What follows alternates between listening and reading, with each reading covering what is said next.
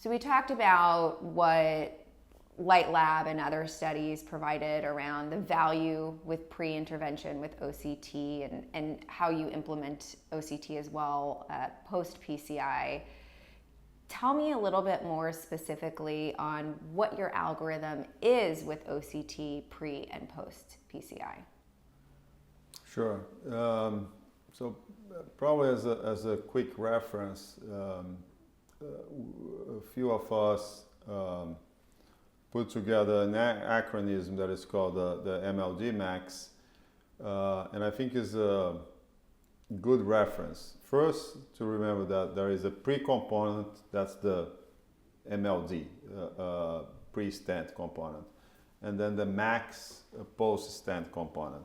So let's dive in on each of these letters, right? So the M from MLD means morphology. Mm-hmm.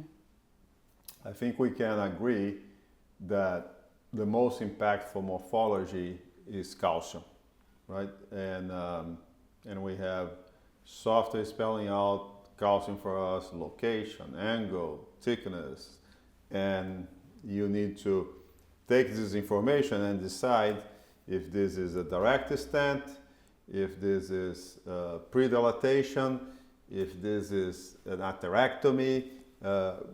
Plan your step according to the presence and distribution and amount of calcium you see on OCT. Because remember, angiography is a poor discrimination of calcium distribution, and certainly you can comment on the thickness. The other two letters, L and D, is length and diameter. You essentially talk about stent choice and already anticipating what will be your post-dilatation strategy, right? So one food for thoughts, and that I often challenge people on, what is the most important component when you ask for a stent? There's only two, right? The length and the diameter. And often the answer is the diameter. I want you to challenge this with OCT, because the most important decision you are making on your stent choice is the length. Mm-hmm. So what you are doing, you are scanning the vessel with OCT and identifying your landing zones, right? So it's not only the lesion. So typically the workflow that I have is I look at the lumen profile. I have my proximal and my distal mark right at the edges of the lesion. This would be theoretically the minimal length possible to cover my lesion. And then I'm scanning the adjacent frames, proximal and distal to the lesion, to define my landing zone. Mm-hmm. Now I have my stent length. My stent diameter is just somehow relevant because if you go with Abbott platform, for example, you only have two stent size.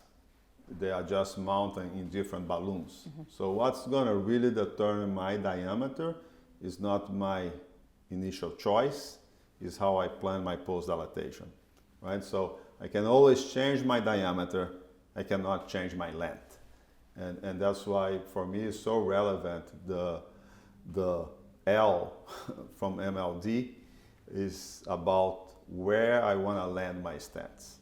Mm-hmm. So going to the length part, one of the things that I also practice both myself when I'm doing image interpretation or teaching is how you described looking at your lesion and looking out. And one of the features with Ultreon 2.0 that I've started to use and engage users with is when the AI illustrates EEL on that lumen profile. What's nice about that is if there is a healthy segment, it's already very well highlighted for you, and you can start to automatically move your markers there. So in the spirit of tips and tricks on making our workflow a little bit more efficient, that's one thing that I've gained from this software platform that has started to bring some value to others. I think it's a quick reference that you have right there.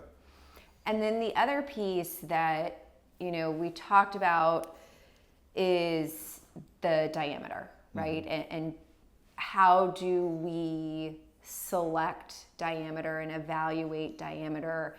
And OCT has always given us automatic lumen measurements. The new software, as we talked about, does also give you automatic EEL.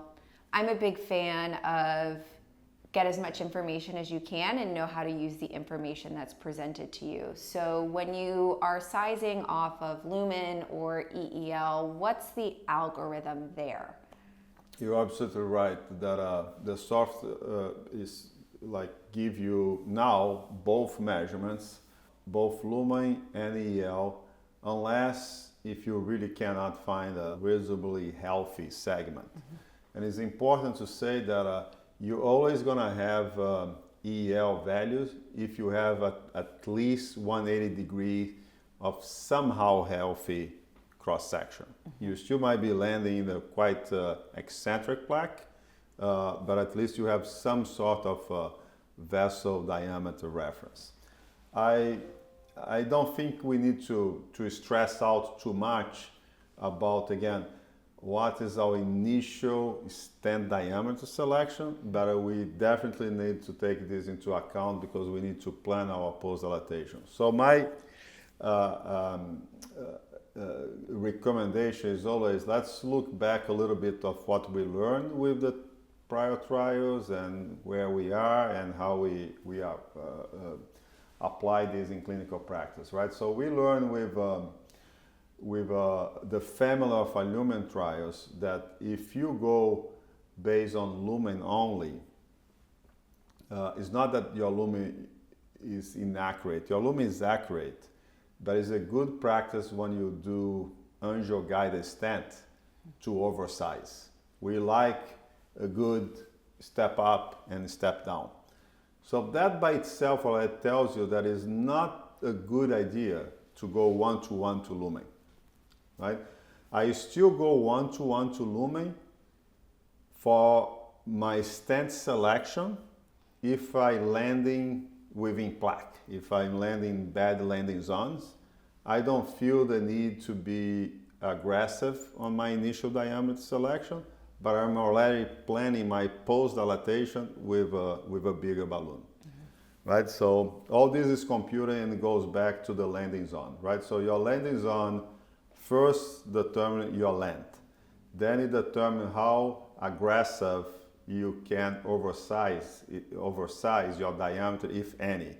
If you are going with a healthy landing zone, you can use your EL measurements to select your diameter, or you can apply a rule of always oversizing by, let's say, 0.5 millimeters,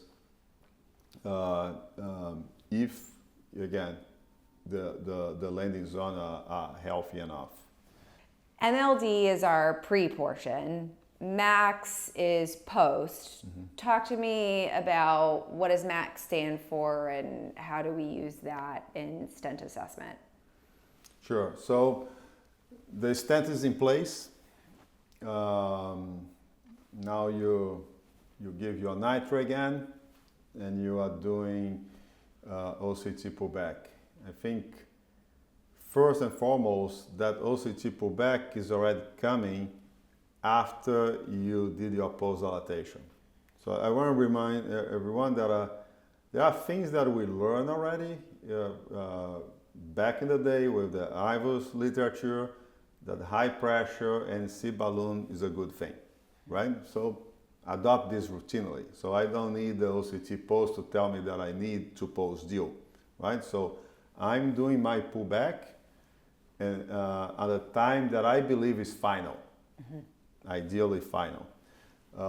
And I don't want to often be surprised that I need additional steps, right? So I assume that I already did my post-deal, I gave my nitro, I'm doing an OCT pullback, which, by the way, should be my final angio, right? If I have quality OCT, I don't see the need for a wire out additional picture. So now you have that pullback.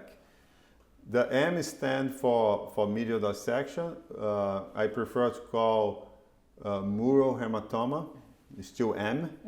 Why that? Because there are many circumstances that you might have a small tear on your media, particularly if you don't have any plaque on one side.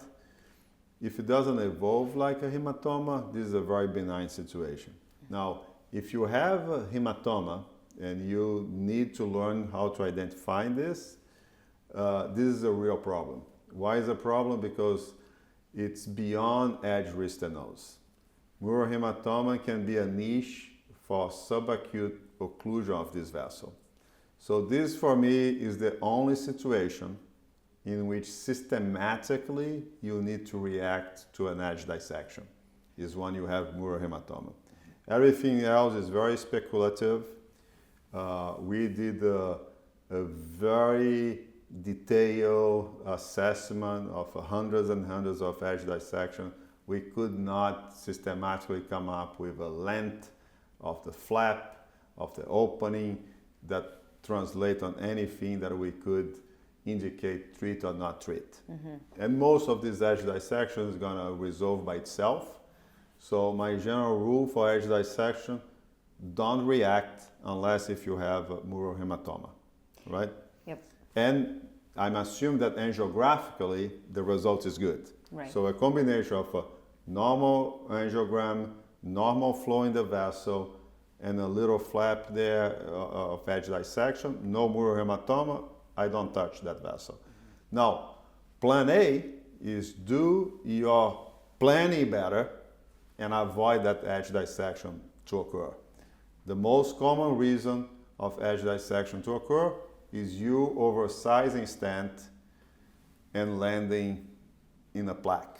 So that's why, going back to the MLD, I tend to be more conservative on my initial stent choice, but I can be very aggressive on my post-deal, avoiding touching the edges. So I'm not telling you that edge dissection are completely benign. Edge dissection comes with about 5% of restenosis rate. So plan A, better procedure planning, avoid edge dissection. If you do have edge dissection and no mural hematoma, probably putting a stent there will come with the same rate of restenosis because it's going to be a smaller stent, overlapping stent. You're probably going to end up with the same 5% restenosis. And that's why I don't systematically react to edge dissection. The second letter of Max, A, stands for apposition. Identifying apposition is very easy. The software also can do this for you. The way I see apposition is not a particular outcome marker, but there is a practical aspect of it, right? So imagine someone that you stent proximal LAD and you have a gross malapposition of the stent. And in the event that you need to rewire because of a restenosis or de novo lesion distal to the vessel, you might be at risk to go behind this stent. So it's very easy to oppose the stent. You just need to measure your lumen and go 1-to-1 with a semi-compliant balloon and nominal pressure. Because you have no resistance, that stent is going to oppose nicely and you're done, and that patient is going to be in a much stronger position in case he needs reintervention of that vessel. What I don't recommend is overreacting to few struts being malapposed. Because few struts being malapposed is not telling you that you are undersized, it's just telling you that there is a lack of conformability, and this often comes with the presence of calcium. And it's not about a stent size issue, and virtually you cannot correct that. And particularly if that's happening near the edge of the stent, you might be at risk of geographic miss. If you keep insisting there, you're going to end up ballooning outside the stent, and that can be an issue for restenosis. So the next part that we're going to talk about, expansion, I get a lot of questions around what's the difference between apposition and expansion, and where do I place more of my weight on evaluating a stent post-PCI? Yeah, I would hope that into 2024 we would have a clear consensus and the semantics, not the definition of apposition expansion would be very clear to all, but you're right. People still mix these two, and they are quite different. So apposition that we just discussed is a visual, is a qualitative thing, that the stent is here, the vessel wall is here, this stent is not touching the wall, consequently it's malapposed. Stent is touching the wall, it's apposed. That's it. Expansion is never qualitative. Expansion is always quantitative. So if you give me a cross-section of a stent, I can tell you if that stent is apposed or not. But I cannot give you an answer if it's expanded or not, because you need to give me a reference vessel, and then I'm going to compare the size of the lumen of the region of interest of the stent versus the reference vessel, and then I can tell you if this stent is properly expanded or not. So on the software, you have two different options for expansion. Talk to me about the dual reference versus tapered mode, and what are we looking for numerically in terms of acceptable or optimal expansion for a stent? Sure. This is probably the most practical feature on the post stent, is really displaying the expansion. So if you think about an example of a LAD and a long stent, you can start with a 4 millimeter stent and end up with a 2.5, right? So one size doesn't fit all because the vessel tapers, right? If you don't have a dominant side branch, your default method should always be the taper mode, because it's taking into account several septals, few diagonals, and is stapling accordingly. If you have a dominant side branch, you can utilize the dual mode and just define the region for tapering right at the side branch. What's the magic number for expansion? I think, again, is a little speculative, but we try intuitively to ask for people to achieve at least 80% of expansion.